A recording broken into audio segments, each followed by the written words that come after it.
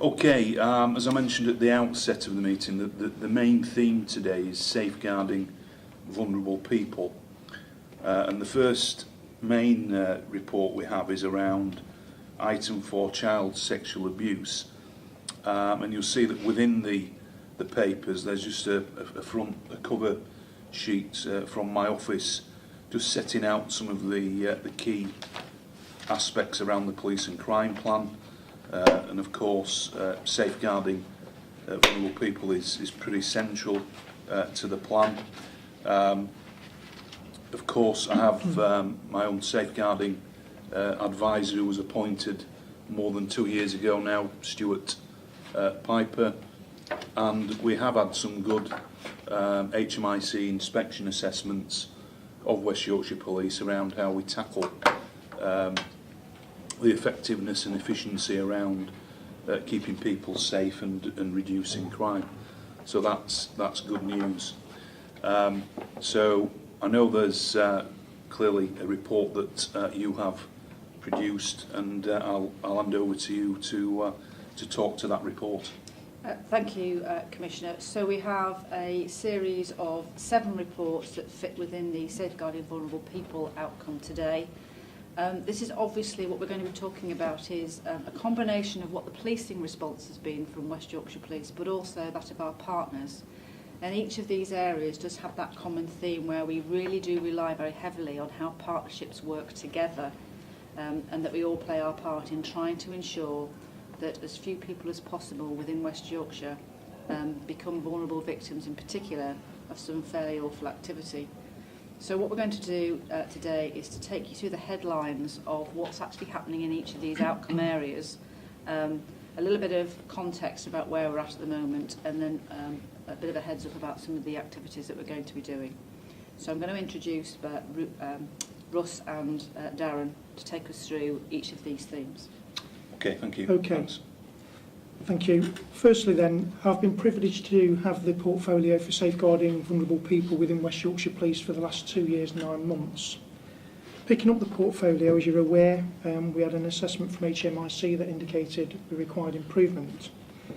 As a force, we've undertaken a comprehensive review of safeguarding structures, the governance, looking at our capability and capacity to build district safeguarding units across the 5 districts within West Yorkshire, complemented by 5 multi-agency sharing hubs. Again, we've looked at policy development, an audit and compliance regime, looking at performance and monitoring linked to our force accountability meetings, supporting district safeguarding hubs in terms of key thematics which we're going to look at today, which includes child abuse, sexual abuse, domestic abuse, honour-based abuse, missing persons, and also human trafficking. We've also developed within the centre a central safeguarding unit which develops the strategy and policy under my lead, which comprises, as Darren as the Detective Superintendent in charge of that unit, and also 2 Detective Chief Inspectors. One has responsibility around adult, the other has responsibility about children. We've put in place governance structures to ensure that we deliver a corporate, consistent quality of service to the people of West Yorkshire regardless of their postcode. We've recently had an inspection by HMIC in respect of vulnerability, and they have rated West Yorkshire Police as good in respect of protecting the vulnerable and investigating crime. So in terms of taking us through the tactical elements of each of the respective reports, I want to ask Darren just to highlight the progress, please. Okay, yeah, thank you, Mr Foster. Thank you, Chief. Thank you, Commissioner. So it's really nice to start with a positive, and I think that both Chief and Mr Foster have just touched on it there. You know, obviously getting the rating as good in the recent Peel assessment protecting vulnerable people was really pleasing. However, you know, certainly we do not want to rest on our laurels in that regard, and obviously we want to do that continuous improvement and that continuous development as a force. And one of the fundamental issues that I think has seen the benefit of that is the work that we've been doing through the audit regime that's been planned. That's really helped us, working almost like a mini inspection team, constantly providing that support to local districts in achieving the outcomes that we want for vulnerable young people across West Yorkshire. And you know, we've looked to measure that and improve safeguarding activity right across the force. And some of our best practices now, as chairs of the CSE regional group, we share that best practice across the region rather than just, you know, within West Yorkshire. So we are sharing that with his partners and far and wide. We do have really good partnership working across West Yorkshire, I feel, in respect of child sexual abuse. We have the CSE teams with every policing district now that is really embedded now as part of day-to-day policing activity. And it's through that real-time exchange of information that ensures that all children within West Yorkshire are safeguarded.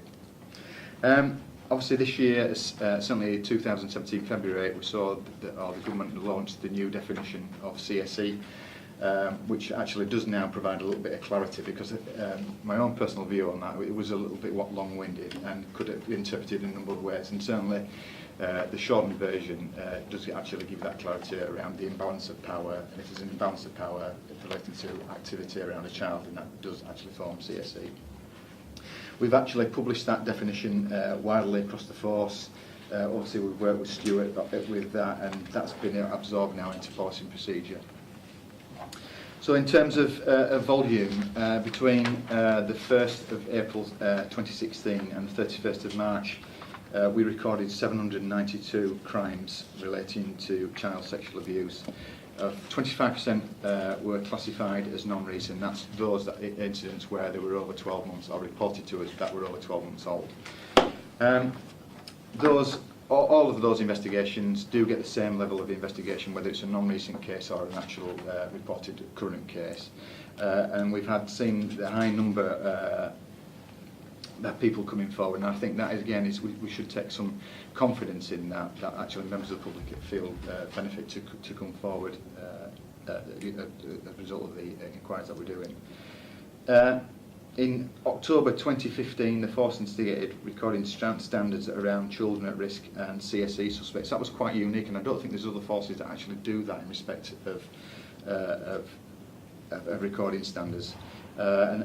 We've seen now actually that as of the 31st of March 2016, 606 children flagged at risk of CSE and 460 suspects who we believe may be suspected perpetrators. Now, it's a really important point to make on this, is that doesn't mean that we've got those amount of children that have been victims of crimes, just that they are showing positive indicators, so we can put our interventions in place to make sure those children are safe. And likewise, as interventions around those potential suspects where the smallest bit of intelligence could actually lead us on to a further investigation, but we'd like to put those interventions in place before they go on to actually become a victim of CSE or child abuse, yeah, or become an offender.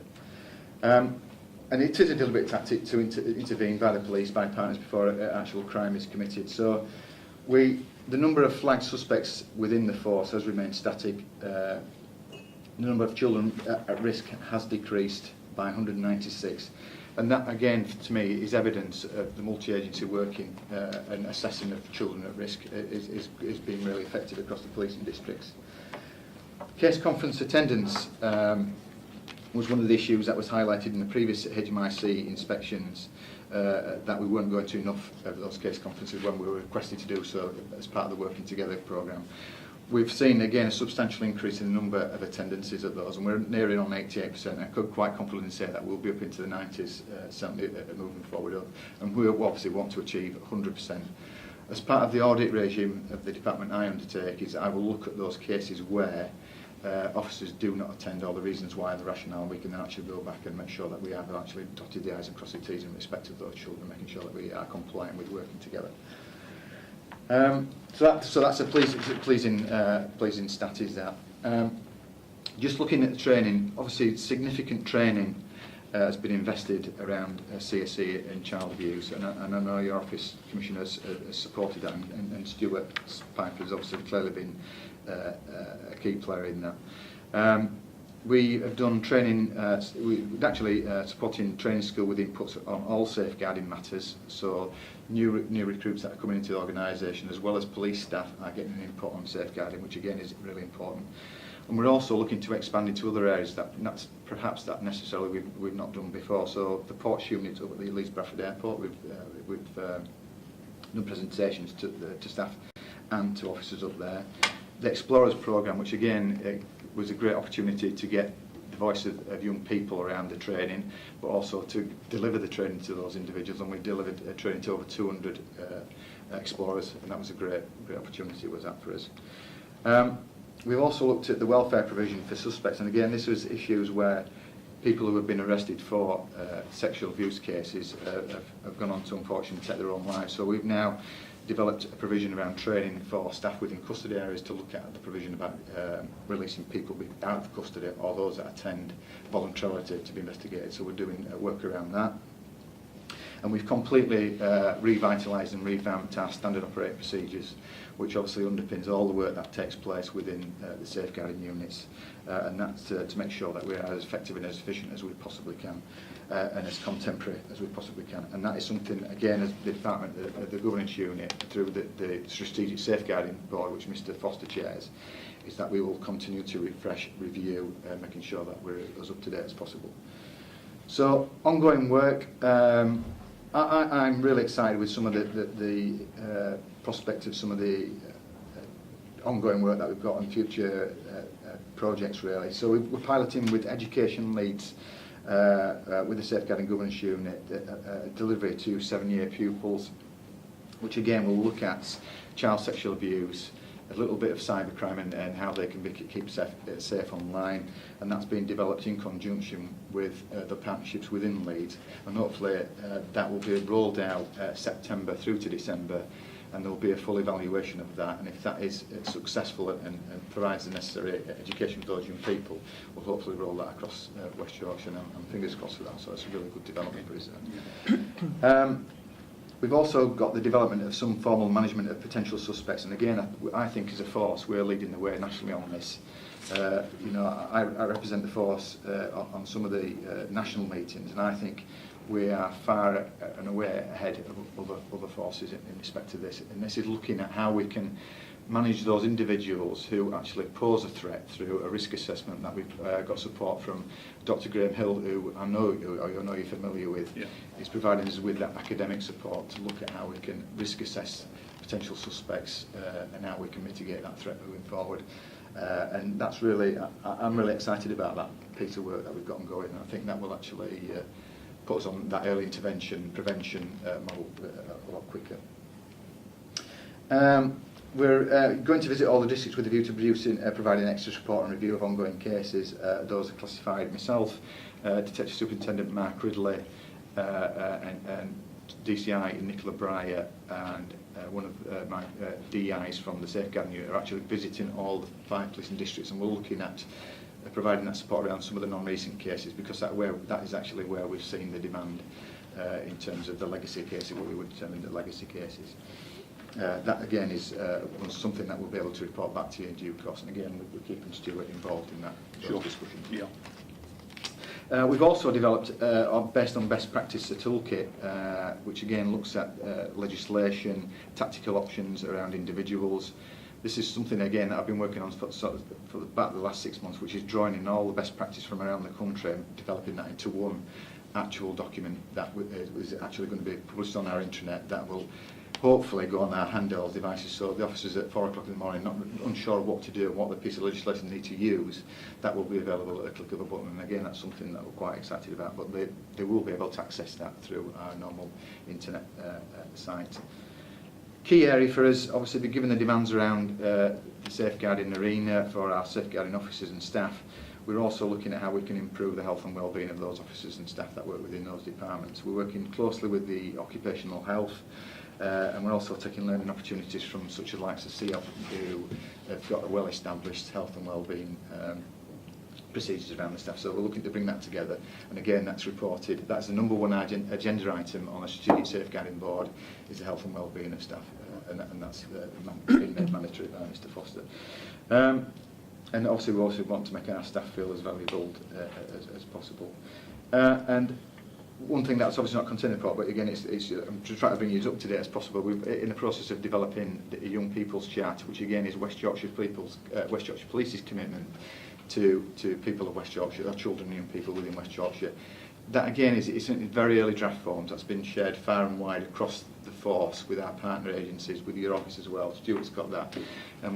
Again, I think that's something that's really quite unique, and I've not seen that elsewhere in the country, if I'm being honest. And I think that'd be a real commitment from us as a police service and from the Police Crime Commissioner's office to say this is what we do. It's based around, basically around our code of ethics, yeah. but interpreted for young people, which I think is a real opportunity for us. So just moving on to finally for the strategic risks, I think one of the issues that the HMIC picked up previously, which obviously we're far more improved now, was around not identifying those crimes that potentially could have been CSE or CSA related. And I think with the definition coming out in February this year, I think that really just give clarity. But we underpin that by doing the audit regime, and I think that's where we can mitigate that threat of those offences that have not been identified as a CSE threat. Demand against resource, again, the non-recent investigations continue to rise, which I mentioned earlier, actually is a positive, that people feel that, the confidence to come forward in the police. And I think we just have to ensure that the resourcing is maintained within at the appropriate level within safeguarding units, and the recruitment and retention of those staff within those departments. Again, that forms part of the health and well-being of those staff within. And I think that's a fair summary of the report, if that's okay. Yeah, thanks very much. And as an addition to this item, you'll see that we've highlighted the work, the joint work in many ways that's going on between yourselves, West Yorkshire Police, our partners, and my office. And the report there just sort of highlights the investments that have been made into some of the resources that you've touched on during that report. Obviously, the very close working relationships we have now with the directors of children's services in each of the 5 districts, and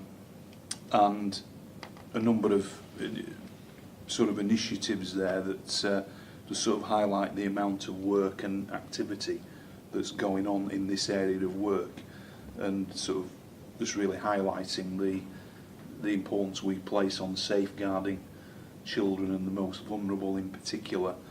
And of course, there's a reference there as well, Dee, to the recent event that was held at Cargate around the Safeguarding Children in a Digital World event, where we had some very powerful speeches and presentations, and of course about 300 delegates attending there. So that was very pleased to see the attendance and be involved in that conference. So perhaps if I could just turn to a few questions as a result of that report. You've probably already partly answered this, Darren, but clearly you've talked about the new definition of child sexual exploitation being published. Can you just say a bit more about how it will impact on the response of West Yorkshire Police to CSE, and how we'd be better sort of equipped to tackle that? Yeah, I think one thing is that as I said earlier on, that something that we really welcome is this change to the definition. We were consulted as a force on that to give our views, and I think every force were actually asked by the University of Bedfordshire to look at how can we improve the definition. I think there was some confusion because it was so lengthy, the original definition that came out. This does break it down in terms of if there's an imbalance of power involved in a relationship, then there's clearly a sexual activity may or may not take place, but it does actually indicate that would be a CSE case. There was confusion about interfamiliar cases where father exploiting a child would that's more child sexual abuse, and I think this does provide that clarity now in terms of our policy and procedures. And obviously we've delivered that. It was presented at the Strategic Safeguarding Board. We're in the process of doing a little bit of an aid memoir for frontline officers, so those officers attended incidents, so they've got that at close hand, so they can something to refer that to. So I think it will also, when we do the annual data return, which again is the regional representative chair of the CSE strategic group, I can then be confident that the number of crimes and occurrences flagged within West Yorkshire are accurate, absolutely accurate. So it's been a definite positive in terms of the clarification on the ground for practitioners. Yeah, that's good. That's good. And we will go out, part of the audit process, we will go out and test that. Yeah. To make sure officers understand that. Okay, thanks for that. as we touched on, we've invested heavily in the resources, particularly to deal with the non-recent CSE cases that you've touched on a number of occasions in that report. I guess it would just be good to know or have what the current position is with regards to the sort of scale of non-recent cases. Well, at the moment we've got 297 occurrences that we're currently investigating, of which we've got about 15 operations that have either been closed or related to CSE or CSA that we've had in the districts. There are a number of ongoing lifetime investigations that are taking place within the policing districts. Myself and Mark Ridley are going out and making an assessment of those to see where each of those policing districts are in terms of scale, quantity, volume, etc., around victims and suspects, so we can look at this resourcing in terms of those allocated resources through the investigating officers, which you invested heavily in that. That's still ongoing. We've got a final meeting on Friday to do with that, and then that'll be reported back by Mr Foster as to where we are. And I think it's worth adding that these investigations are complex by the very nature that they include multiple victims, but also multiple offenders as well. So in terms of the volume for officers' workload, they can increase as they sort of snowball. I think it's important, Commissioner, that I also put this in the context of we do only have a finite amount of resources, and we have to try and make an assessment as to where we best place those resources in order to be able to deal with either safeguarding matters or indeed response, neighbourhood policing, investigating other types of crime. As you know, it's a really difficult balancing act. But what we're doing now is we've got a much clearer and better understanding of what the demand in this particular discipline is about. So the recent conversations we've had in terms of the budget and resources, Yes. are you fairly satisfied that we are, whilst accepting that we've always got a finite amount of resources, that we are allocating proportionately some additional resources into that area to sort of match the demand that's there? Well, we're not actually planning on investing additional resources per se from the additionality that you were able to provide for us for 17-18. I think what this is about at the moment is trying to assess the here and now threat, harm and risk versus trying to give victims of historic cases the justice that they're seeking. And we're always going to have some challenges around trying to balance those two things off, particularly if non-recent historic reporting continues in the way that it has been. It is going to be very difficult. Okay. And I've also got to think of officer and staff welfare and the workloads that they're carrying.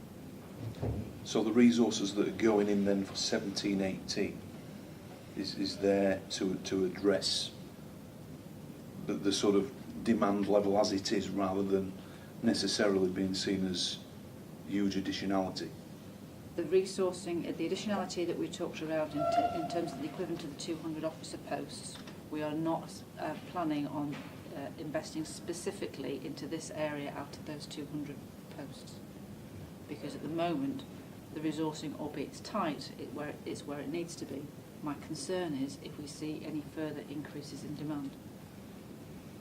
But we are where we are at the moment. Okay, but in terms of, because of the partnerships that we have and the multi-agency arrangements in each of the districts, clearly that's an improved position from where we were a couple of years ago. Very much so. Yeah. Yeah.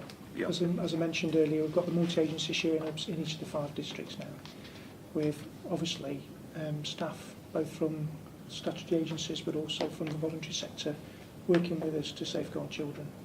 Yeah. Okay. Right. Obviously, a lot has been done to raise awareness of CSE across West Yorkshire. The campaign, the Know Your Signs, the one that was developed here, it's been very effective in my view, and a very good campaign. And obviously the responsibility for this exploitation always has to sit squarely with the perpetrators of these horrific offences. Can can you tell me what we are doing that is focused on the offenders in particular at present time? Yeah, again, this is something that I am quite excited about.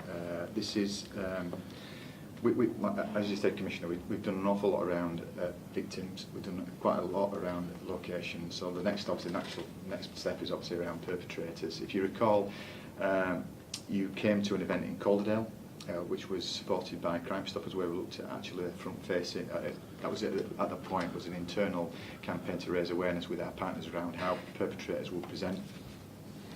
And again, we had the academic support of Graham Hill and a number of partner agencies that came to that, and I believe you spoke at that event as well. We have developed that now to a next stage where we'll hopefully go public with that campaign, so we can raise awareness around how perpetrators may present themselves in the public domain. Again, it's primarily being led by Crime Stoppers, which I'm supporting Crime Stoppers with that campaign. But I'm also doing a separate piece of work following out from that with Graham Hill around the risk assessment tool around potential perpetrators, which would give you a score based on academic research of how they would show towards the police and to partners. And that's something which I think, again, is really quite unique in terms of development for West Yorkshire and further afield. And I know that other forces have also got wind of what we're doing already and are very keen to follow suit with us on that. And I think that's something that, again, we're very proud of, really. But on the back of that, we're looking at also to developing some tactical options around how we would deal with particular offenders, you know, not just one sort of around offender management, really, looking at how we can expand offender management around these particular tactical options, really, and see what creative opportunities there are there. But we've got the academic background with Dr. Graham Hill supporting that project.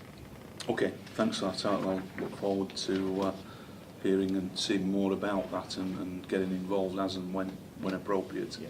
Thanks. Obviously, again in the report, it highlights the increase in the recording of CSE, not only in West Yorkshire, of course, but nationally.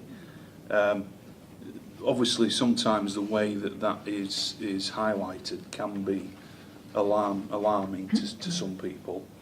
But could you just again provide an explanation and sort of offer some reassurance around the way in which that could be seen as a positive outcome rather than a negative? Yeah, and I think it is absolutely, it is a positive outcome in that, you know, that we have got people who may have been abused historically and have not had the confidence in the police service or our partners at that particular time to come forward. I think because we've been really proactive as a force, I think that for several years now, we devised an algorithm where we went out to children and young people and adults who may have displayed signs that not necessarily have been picked up previously. So I think we have generated a bit of work around that, but people have the confidence in the people with all the Signs campaign. All this has been complementary for people coming and having the confidence to come forward.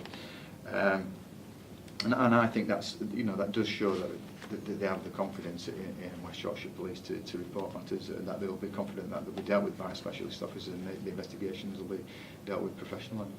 I think it does present us with a real dilemma though, Commissioner, because effectively in terms of crime recording statistics, Yeah. it would appear that we have a significant increase in the amount of child sexual exploitation taking place in West Yorkshire in 2017, when actually a significant proportion of that is historic but is recorded now in this year's data. So I understand why there is going to be some concern.